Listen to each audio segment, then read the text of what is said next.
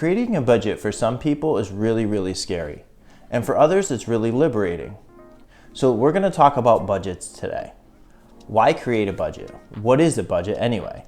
And how do you create one? If you've ever asked yourself any of those questions, we're going to cover that today.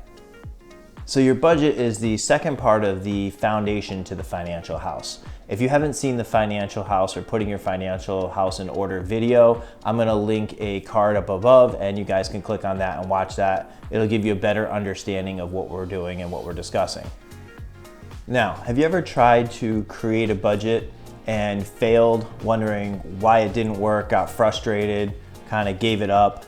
Well, we're gonna really deep dive into why a budget works and how to use it so that way that doesn't happen to you again.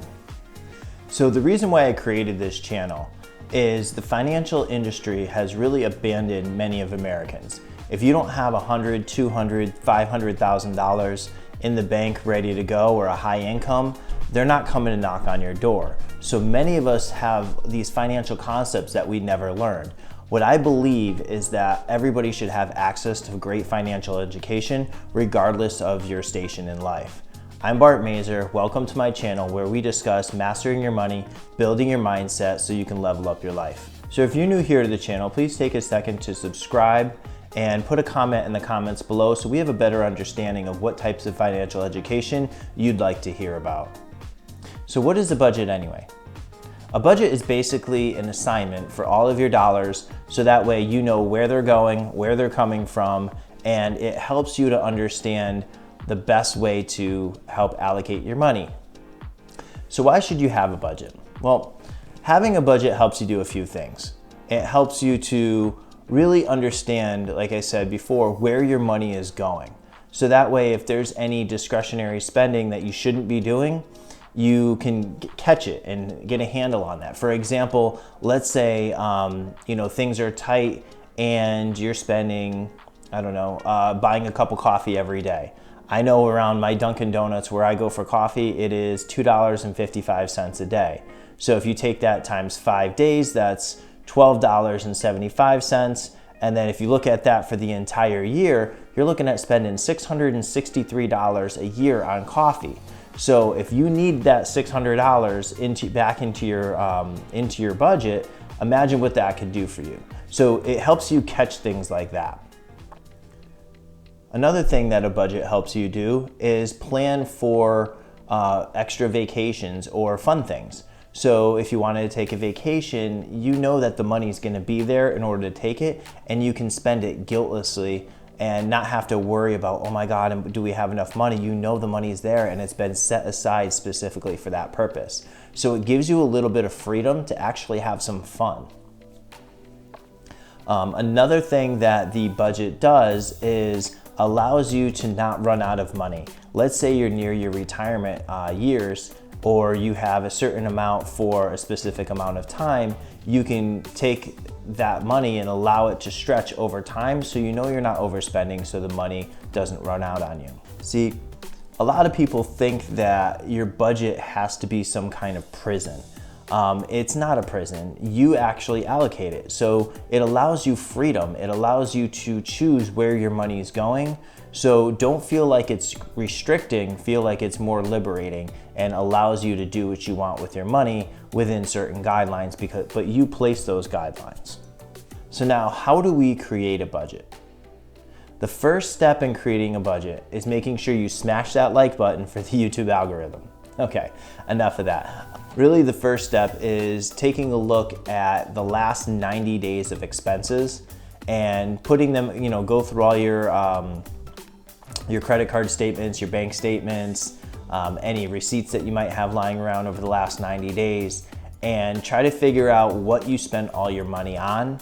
And then also take a look at all the areas where you had money coming in, whether it was through dividends, through your stocks, whether it's through business or salary income, or any other type of income coming in. So take a look at those two areas and then chart them for 90 days. Then take your average for the month and see what you're spending on that.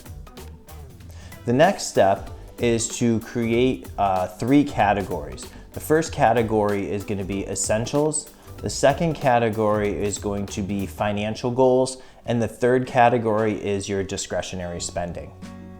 So what are the three categories? What does it really mean? Well, essentials is everything that you need to absolutely live. So that would be your utilities, rent, transportation. It is going to be food at the grocery store, maybe not restaurant spending, but food at the grocery store. It's going to be immediate clothing needs, not necessarily going out to buy the extra, red bottoms or something like that, but going out and spending shoes or boots because it's winter time and you need some boots because the last ones don't fit from last year for your kids. So, things like that. The next part is the financial goals. So the financial goals, what that essentially is your retirement accounts, your savings accounts, paying down past debt like your car payments or those types of things. So having those goals in place, that's essentially that second area. And then the last one is discretionary spending. And that is, pretty much all the fun stuff, getting the extra massage, buying the coffees, those types of things. So I'm sure you guys can be creative on what you spend your money on. Now, a good rule of thumb when looking at those three areas is a rule called the 50-20-30 rule. And essentially what that is 50% of the income that you make goes toward those essentials, 20% goes to the financial goals, and 30% goes to the discretionary spending areas. And that way you know that you have a very solid budget in place in order to make your money last and be the most efficient. So the next thing you're going to do is you're going to take all the three areas that you were spending, and now you're going to assign dollars to those things and automate those dollars where they're going. So a good way to do it is set up automatic drafts for your savings and retirement accounts. Make sure that you have your bills getting paid. Sometimes it's best to have it automated so you know that it does get paid on time. Also, make sure you check on those just to make sure that companies aren't doing anything funny on you, but make sure that you're having it automated. Also, using tools. There are so many different apps out there. Mint is one of them, or you can use a spreadsheet and have it linked to your accounts so that way you know what you're spending on and it automatically gets updated. So it keeps track and it gives you reports at the end of each month or the end of the year, so you know exactly what you spent your money on and where it went. So it helps you keep track of those things in order to maintain better control. So now that you've gone through those basic steps, here's a couple final thoughts for you. Create a budget that's flexible. Enjoy your spending, but at the same time, allow yourself to be a little bit disciplined so that way you're not running over and getting yourself into trouble. If you're having trouble meeting your budget, maybe a good idea, instead of trying to dial back and restrict yourself and drive yourself crazy, possibly pick up an extra side income.